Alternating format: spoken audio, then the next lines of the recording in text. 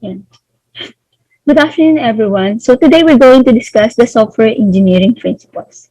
Right? So these are the learning objectives of this topic. Number one, ability to identify, formulate, and solve complex engineering problems by applying principles of engineering, science, and mathematics. Number two, understand the importance of the stage of the software life cycle, including a range of software development methodologies. And number three, understand the principles of software engineering. Okay? So now, what is software engineering? Okay, again, software engineering is concerned with all aspects of software production, from the early stage of system specification through to maintaining the system after it has been used. Okay, so software engineering as a discipline has a progress very far in very short period of time. Okay, particularly in other fields, okay, like electrical, like civil engineering. Okay, so in early days of computing, not more than 50 years ago, computerized systems were quite small. Most of the programming was done by scientists trying to solve specific, relatively small mathematical problems. Error in those systems generally had only annoying consequence to the mathematician who was trying to find the answer. Okay, today, we often build monstrous systems in terms of size and complexity. Okay? So software engineering is based on a collection of fundamental principles. So these principles guides the development of all aspects of software development. Those aspects are language, methods, tools, process, and project management. Okay, so let's talk about the language first. If you say language, of course, that's a programming language that you're going to apply in your development. Okay, so that's one of the aspects of software development that they need to use or you need to apply to develop a software. Without language, your software is useless. Okay? Programming language, it helps your software, it helps your system to be operational. Okay? So another thing is the methods. So the methods is this is the methods that you're going to apply in your software development. As an aspect of software development, of course, methods it helps you to make or develop a smooth development system. Okay? Another thing is the tools. If you say tools, this is the third-party software that you're going to apply to your system to help you to track the development, to help you to trace the bugs, the errors, and so on and so forth. Okay? Another thing is the process. Okay? As a part of the aspect of the software development, you need to know what will be the process of your system. As a first stage of development, you need to plan, you need to specify the process of your system that you're going to develop. And lastly, the project management. Project management, of course, it helps you to plan, monitor, and control your development of software. Okay? So now, let's talk about with the principles of software engineering. Okay? So the main topic of this discussion is all about the software engineering principles. Okay? So now, principles of software engineering, the need of software engineering arises because of the high rate of change in user requirements and environment in which the software is working, right? So these are the principles. Okay, rigor and formality, separation of concerns, modularity, abstraction, anticipation of change, generality, incrementality. Okay, so let's talk about the rigor and formality. Rigor and formality, this is the what? Okay, so software development is creative process. Creativity implies informality and chaos. Rigor is the high what we call this, the high use of the creativity. And the formality is the systematic way in applying the rigor. Okay?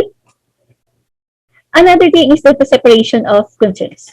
So separation of concerns, when specifying the behavior of data structure component, there are often two concerns that need to be dealt with. Ba? So in these principles, Okay, those two concerns. Okay, so the two concerns is the basic functionality and support for the data integrity. Okay, a data structure components is often easier to use if these two concerns are divided as much as possible into separate sets of client's function. It is certainly helpful to the clients if the client documentation treats the two concerns separately. Okay, so that's the principle of separation of concerns. Now, let's talk about the modularity. Okay, so in these principles, a complex system must be broken down into smaller modules. Okay, so three goals with modularity: decomposability, break the system down into understandable modules; divide and compare, composability, construct and a system from smaller pieces; reuse, ease of maintenance, and object-oriented frameworks. Right? So modularity principles, these principles, or the principle of modularity is a specialization of the principles of separation of concerns, actually. Following the principles of modularity implies separating software into components according to the functionality and responsibility. Okay? It describes a responsibility-driven methodology for modularization in an object-oriented context. Okay? So that's the modularity principles. Now, let's talk about with the abstraction. Okay? Abstraction principles, yan. This is what? Identify the important aspect and ignore the details. Okay? Must have different abstractions of the same reality that provides different views. Okay? Examples of abstraction is the design notation and the project planning. Okay? And the two key concepts of the abstraction is the information hierarchy and the data encapsulation. Okay? In short, the principle of abstraction is another specialization of the principles of separation of concerns. Following the principle of abstractions implies separating the behavior of software components from their implementation. Okay? And it requires learning to look at software and software components from 2 points of view: what it does and how it does. Okay? So failure to separate behavior from implementation is a common cause of unnecessary copying. So for example, it is common in recursive algorithms to introduce extra parameters to make the recursion work. So when this is done, the recursion should be called through a non-recursive shell that provides the power initial values for the extra parameters. So otherwise, the caller must deal with a more complex behavior that requires specifying the extra parameters. And if the implementation is later converted to a non-recursive algorithm, then the client will also need to be changed. Okay? So that's the principle of abstraction. Now, let's talk about the anticipation of change. Okay? So these principles, okay? So computer software is automated solution of a problem, actually. The problem arises in some context or domain that is familiar to the user of the software. So the brain defines the types of data that users need to work with, relationship between the types of data. Okay, so anticipation of change, of course, change is inevitable. We might as well as plan on it. Okay, so first in the future you will go from the client itself. Okay, there's a changes, there's additional, there's an improvement. Okay. Another thing is the generality. So these principles, okay, it's closely related to the principle of anticipation of change. It is important in designing software that is free from unnaturalization and limitation. One excellent example of unnaturalization or limitation is the use of the two-digit numbers, which has led to the year 2000 problem, right? So software that will garble record keeping the turn on the century. Although the two-digit limitation appeared unreasonable at the time, good software frequently survives beyond the expectation or expected lifetime. Okay? So incrementality development. So this is the principles, which is an incremental software development process simplifies verification. Okay? It simplifies the verification. If you develop a software by adding small increments of functionality, then for verification, you only need to deal with the added portion. If there are any errors detected, they are already parted as isolated, so they are much easier to correct. Okay? Then, okay. So a carefully planned incremental development progress or process can also ease the handling of change in requirements. To do this planning must identify use cases that are most likely to be changed and put them towards the end of the development. Okay?